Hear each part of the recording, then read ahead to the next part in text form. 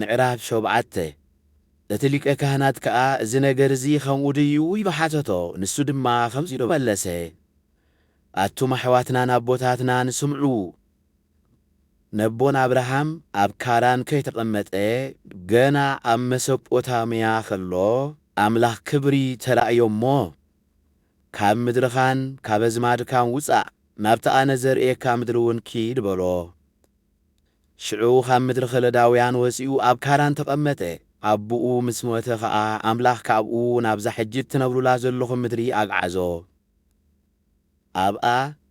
ክንዲ መርገጽ እግሪ እተኣክል እኳ ርስቲ ኣይሃቦን እንተኾነ ውሉድ ዘይብሉ ከሎ እታ ምድሪ ንኡን ብድሕሪኡን ንዘርኡም ከም ዘረስትዮ ኣተስፍኦ ኣምላኽ ድማ ከምዚ ኢሉ ተዛረቦ ዘርእኻ ኣብ ምድሪ ባዕዲ ስደተኛ ክኸውን እዩ ን400 ዓመት ከዓ ከም ባርያ ክገፍዕዎን ክጭቁንዎን እዮም ኣነ ግና ነቶም ዝገዝእዎም ህዝቢ ክፈርዶም እየ ይብል ኣምላኽ ብድሕሪዚ ካብኡ ወፂኦም ኣብዛ ስፍራ እዚኣ ከየምልኹኒ እዮም ኪዳን ከም ዝኣተወሉ ኸየርኢ ከዓ ናይ ግዝረት ስርዓት ሃቦ አብርሃም ከዓ ንይስሐቅ ምስ ወለደ ብሳምነይቲ መዓልቲ ገዘሮ ይስሐቅ ድማ ንያዕቆብ ወለደ ያዕቆብ ከዓ ነቶም 12 ኣቦታት ነገደ እስራኤል ወለደ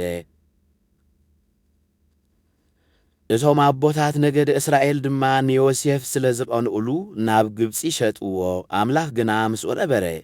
ካብ ኩሉ ፀበባኡ ከዓ ኣርሓወሉ ኣብ ቅድሚ ፈርዖን ንጉስ ግብፂ ድማ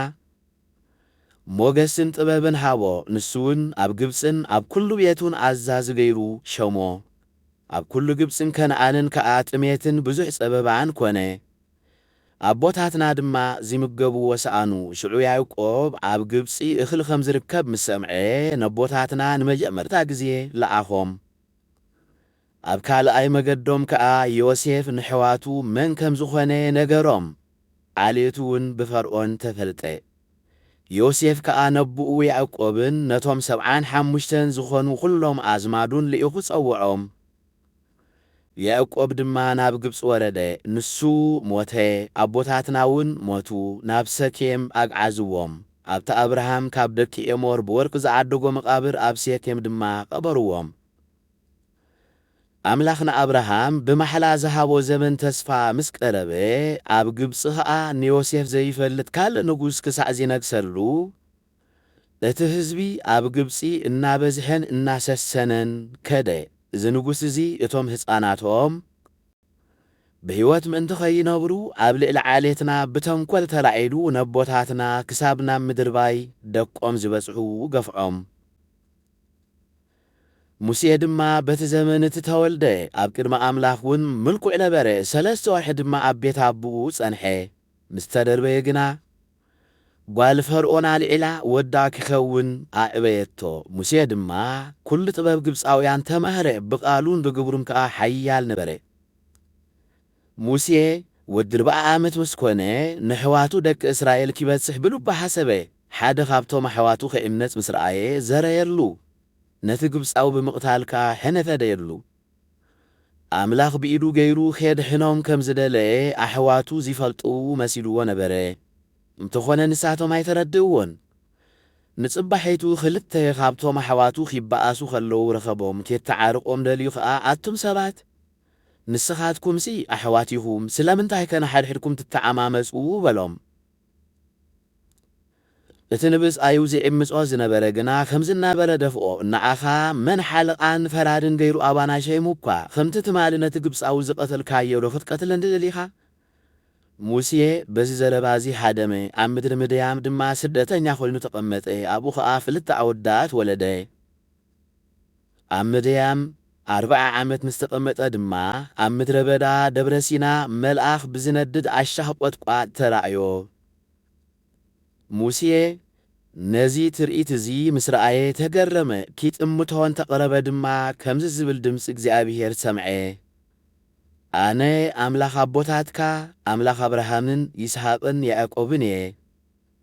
ሽዑ ሙሴ አንቀጥቀጠ ኪጥምት ከዓ ኣይደፈረን እግዚአብሔር ድማ እዛ ደው ኢልካያ ዘለኻ ቦታ ቅድስቲ ምድሪ እሞ ኣሳእንካ ካብ እግርኻ ኣውፅእ ግፍዒ ናይቶም ኣብ ግብፂ ዘለዉ ህዝበይ ኣጸቢቐ ረአኹ እህታኦም ከዓ ሰማዕኩ ከውፅኦም ወረድኩ ሕጂ ከዓ ንዓ ናብ ግብፂ ክልከካየ በሎ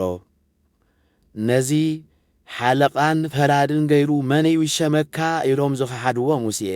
ንኡ ኣምላኽ በቲ ኣብ ኣሽታኽ ቈጥቋጥ ዝተረኣዮ መልኣኽ ገይሩ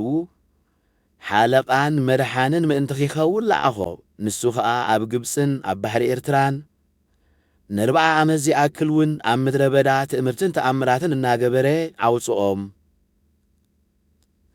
እዚ ሙሴ እዚ እዩ ንደቂ እስራኤል ኣምላኽ ካብ ኣሕዋትኩም ሓደ ነቢይ ከምዚ ኸማይ ከየተንሰኣልኩም እዩ ዝበሎም ኣብ ምድረ በዳ ምስቲ ማሕበርን ምስቲ ኣብ ደብረ ሲና ዝተዛረቦ መልኣኽን ምስ ኣቦታትናን ዝነበረ ናባና ንኸመሓላልፎ ድማ ሕያው መልእኽቲ ዝተቐበለ ንሱ እዩ ንኡ ኣቦታትና ኣበይዎ እምበር ክእዘዝዎ ኣይደለዩን ብልቦም እውን ናብ ግብፂ ተመልሱ ንኣሮን ድማ እቲ ካብ ምድሪ ግብፂ ዘውፅኣና ሙሴ እንታይ ከም ዝረኸቦ ኣይንፈልጥን ኢና እሞ ቅድሜና ዚኸዱ ኣማልኽቲ ግበለልና በልዎ በቲ ቅነቲ ብምስሊ ምራኽ ጣዖት ገበሩ መስዋእቲ ድማ ሰውኡሉ ብግብሪ እዳዎም ከዓ ደስ በሎም ማምላኽ ከዓ ካብኣቶም ረሓቐ ንኸዋክብቲ ሰማይ ክየምልኹ ከዓ ፈንዮ ሓደጎም እዚ ድማ ከምቲ ኣብ መጽሓፍ ነቢያት ዝበሎ እዩ ኦ ቤት እስራኤል ኣብ ምድረ በዳ ን40 ዓመት ዝኣክል ሕሩድ ኮይነ መስዋእትታት ዘቕረብኩም ለይዶ ኣለኩም እዩ ንስኻትኩም ነቶም ከተምልኽዎም ኢልኩም ዝሰራሕኩምዎም ምስልታት ድንኳን ሞሎኽን ኮኸብ ሬፋን ኣምላኽኩምን ኢኹም ምስኻትኩም ዝተመላእኩም ኣነ ከዓ ኽኔዎ ባቢሎን ከም እትስደዱ ክገብረኩም እየ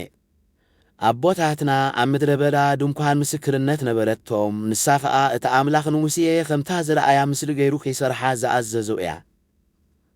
ኣቦታትና ከዓ ምስ ተቐበልዋ ብኢያሱ ተመሪሖም ናብቲ ኣምላኽ ንኣሕዛብ ካብ ገጽ ኣቦታትና ኣሳዊጉ ዘውረሶም ሃገር ኣእተውዋ ክሳዕ ዘመን ዳዊት እውን ኣብኡ ጸንሐት ዳዊት ድማ ኣብ ቅድሚ ኣምላኽ ሞገስ ረኸበ ንኣምላኽ ያዕቆብ ዚኸውን ማሕደር ክሰርሕ ከዓ ለመነ ቤት ዝሃነጸሉ ግና ሰሎሞን እዩ ከምቲ ነቢይ ሰማይ ዝፋነ እዩ ምድሪ ከዓ መርገጽ እግረ እዩ ከመይ ዝበለ ቤት ደኣ ኢኹም እትሃንጹለይ ይብል እግዚኣብሔር ከመይ ዝበለ ስፍራ ኸ እዩ እቲ ኣነ ዝዓርፈልሉ ነዚ ኩሉ ነገራትስ ኢደይደ ይኮነን ዝገበሮ ዝበሎ እቲ ልዑል ኣምላኽ ብኢድ ሰብ ኣብ ዝተሃንጸ ቤት ኣይነብርን እዩ ኣቱም ተረርቲ ክሳድ ልብኹምን ኣእዛንኩምን ዘይተገዝረ ንስኻትኩም እውን ከምቲ ናይ ኣቦታትኩም ንመንፈስ ቅዱስ ኩሉ ግዜ ትጻረርዎ ኣለኹም ካብ ነቢያት ኣቦታትኩም ዘይሰጎግዎ መን እዩ ንሳቶም ነቶም ብዛዕባ ምምጻእ እቲ ጻድቕ ኣቐዲሞም ዘበሰሩ ቀተልዎም ሕጂ እውን ንስኻትኩም ኣሕሊፍኩም ወሃብቱን ቀተልቱን ኢኹም ንስኻትኩም ነቲ ሕጊ ብኢድ መላእኽቲ ተቐቢልኩምዎ ነርኩም እንተኾነ ኣይሓለኹምዎን እቶም ሰብ ከዓ ነዚ ምሰምዑ ልቦም ነደደ ኣስናኖም ከዓ ሓርቀሙሉ ንእስጢፋኖስ ግና መንፈስ ቅዱስ መልኦ ናብ ሰማያን ቃዕሪሉ ከዓ ክብሪ ኣምላኽን ኢየሱስ ድማ ኣብ የማን ኣምላኽ ደው ኢሉን ረአየ ሽዑ እነሆ ሰማይ ተኸፊቱ ወዲ ሰብ ድማ ኣብ የማን ኣምላኽ ደው ኢሉ ርኢ ኣለኹ በለ ንሳቶም ዓው ኢሎም ጨደሩ ኣእዛኖም ደፊኖም ድማ ሓቢሮም ብሓንሳእ ወረርዎ ካብታ ከተማ ኣውፂኦም ከዓ ብላልባ እምኒ ቀተልዎ እቶም ምስክር ድማ ክዳውንቶም ኣብ ጥቓ ዳር ሳውል ዝበሃል ጎበዝ አንበሩ ብላልባ እምኒ ኺቐትልዎ ከለዉ ከዓ እስጢፋኖስ ኦ ጐይታ ኢየሱስ ነፍሰይ ተቐበል እናበለ ተማህለለ ተንበርኪኹ ከዓ ብዓብዪ ድምፂ ጐይታይ እዚ ሓጢኣት እዚ ኣይተሓዘሎም ኢሉ ጨደረ እዚ ምስ በለ እውን ዓረፈ